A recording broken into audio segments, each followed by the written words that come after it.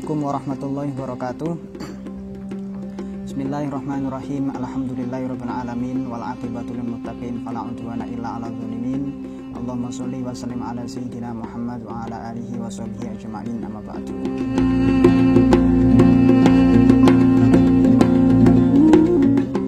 Nama saya Muhammad Fasihuddin. Saya asli dari Tulungagung. Di sini kebetulan diberikan amanah untuk mendampingi Mahasantri Mat Ali dan juga diberikan mandat untuk mengajar di sana.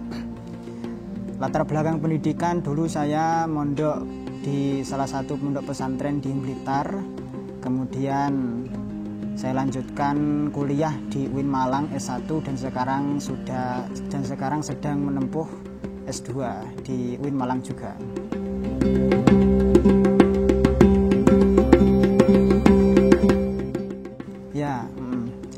Itu pertanyaan yang bagus sekali karena ini menjadi pertanyaan yang terus-menerus ditanyakan oleh banyak orang, terutama santri. Kebetulan saya juga membawa kitab Adabul Alim wal Muta'alim, bahwasanya ada beberapa hal yang mungkin kita perlu perhatikan untuk menyongsong pembelajaran. Saya jawab dengan karya Hadratus Syekh Hasyim Asy'ari di bab 2 fi adabil muta'allim fi nafsihi. Di sana ada 10 etika atau 10 hal yang kita perlu siapkan, tetapi tidak saya baca semua. Saya ringkas bahwasanya seorang murid atau seorang pelajar ini dia memiliki kualifikasi. Sebagaimana orang bekerja itu harus ada kualifikasi terlebih dahulu. Karena ini ilmu Allah, maka ada kualifikasi seorang murid. Saya bagi dua, ada kualifikasi lahir, ada kualifikasi batin. Nah, kualifikasi batin ini yang pertama menyangkut tentang pembersihan hati atau penyucian hati. Ini diredaksikan oleh Hadratus Syekh dengan al-awwalu an yutahhira qalbahu min kulli hisyin dan seterusnya. Artinya hati kita harus bersih dulu dari kesesatan akidah, dari perkara-perkara yang buruk. Nah, yang kedua yakni pembenahan niat. Pembenahan niat ini juga menjadi penting karena ini ilmu Allah yang akan kita gali, yang akan kita pelajari. Maka sesungguhnya niat harus kita luruskan dengan baik. Dan yang terakhir adalah berkode etik atau bersikap. Nah, ini dijelaskan panjang lebar oleh Hadratus Syekh bahwa kita juga harus beretika, beradab. Kemudian kita juga harus memiliki sifat wirai, sifat dan lain sebagainya untuk memproteksi hati. Nah, kalau kualifikasi lahir ini lahiriah, yang pertama tentang manajemen waktu. Bagaimana seorang murid harus mengetahui waktu kapan seorang murid baik untuk belajar, kapan murojaahnya, kapan untuk mutolaah dan seterusnya, kapan waktu menghafal, itu juga harus penting. Yang kedua adalah konsumsi pangan. Konsumsi pangan ini juga penting karena makanan yang masuk ke kita itu sesungguhnya akan berimbas kepada lahiriahnya. Maka dipastikan harus benar-benar yang halal. Dan yang terakhir adalah seleksi pergaulan. Nah, pergaulan ini juga penting karena ibarat kita berteman, maka watak teman kita akan ikut ke kita, akan memberikan pengaruh ke kita. Sehingga alangkah baiknya kita harus memanajemen dan menseleksi betul teman-teman yang kita jadikan untuk teman bergaul, terutama di dalam ilmu.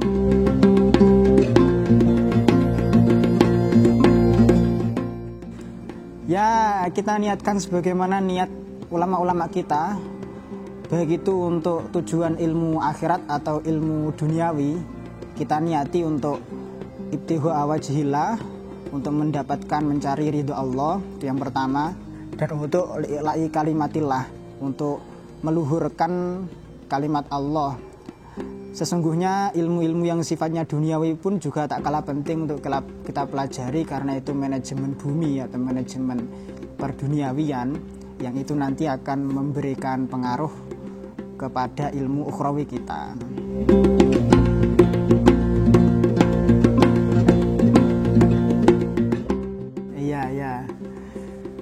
belajar untuk mendapatkan pekerjaan.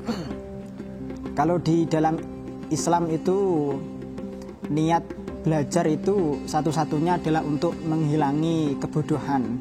Nah, adapun itu untuk bekerja itu adalah hasil atau output dari keilmuan yang kita miliki. Nah, kita tidak perlu meniati untuk bekerja itu sudah langsung kena kalau memang skill kita, kemampuan kita sudah mumpuni di sana. Nah, sama dengan kita kuliah itu tidak perlu kita niati untuk mencari ijazah, karena ketika kita lulus otomatis sudah dapat ijazah.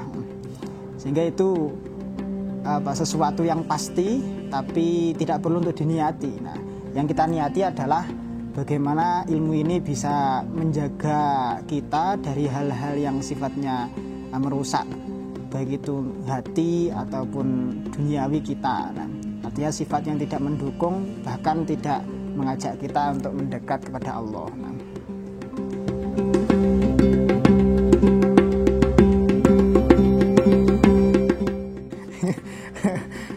Ya.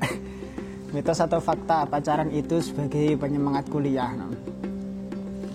Kalau kita berkaca pada ajaran Islam, maka sungguhnya ilmu ini harus netral, dalam arti tidak boleh diselingi dengan hal-hal yang berbau maksiat ya.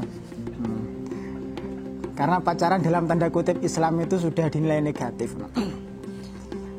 Ya, kalau bisa ya tidak usah pacaran, tapi kita cari teman sesama jenis, laki-laki maupun perempuan. Kalau perempuan dengan perempuan, laki-laki dengan laki-laki, mencari circle yang bagus, nah, untuk bisa memotivasi kita. Nah, dulu Imam Syafi'i pernah gagal hafalan atau kurang dobit dalam hafalannya karena ketika mencari ilmu itu diiringi dengan maksiat. Nah, ini kan tidak boleh. Syakautu ila waqi'in suahidzi farasyadani latarkil ma'asi. Nah, yang sesungguhnya nurullah itu tidak boleh diiringi dengan maksiat. Nah, yaitu kemungkinan. Kalau jawabannya ya mitos, tidak fakta. Banyak di lapangan itu yang pacaran nilainya tinggi-tinggi. Ya, anggap aja itu sebagai teman yang menyemangati kuliah, dalam arti tidak pada dalam koridor-koridor yang tidak melanggar syariat. Nah, ya, berteman antar sesama jenis atau lawan jenis, yang penting ada kode etik atau ada etika yang harus diperhatikan.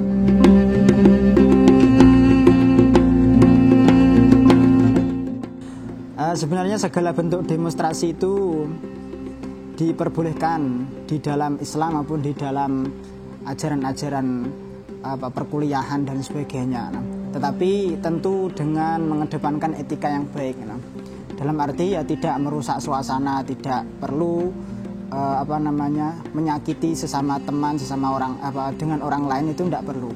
Yang penting ada etika untuk kita menyampaikan aspirasi dan pendapat kepada pimpinan itu dengan cara yang baik. Nah, di Islam itu diajarkan untuk fahayu bi ahsana minha. Nah, artinya bertahiyah atau etika untuk memberikan penghormatan kepada orang lain itu harus lebih dikedepankan. Nah, sehingga audiensi antara mahasiswa dan juga para pimpinan itu yang paling baik dengan musyawarah. Nah, dengan musyawarah yang akan menghasilkan mufakat. Tidak perlu sampai merusak fasilitas, itu tidak terlalu berlebihan.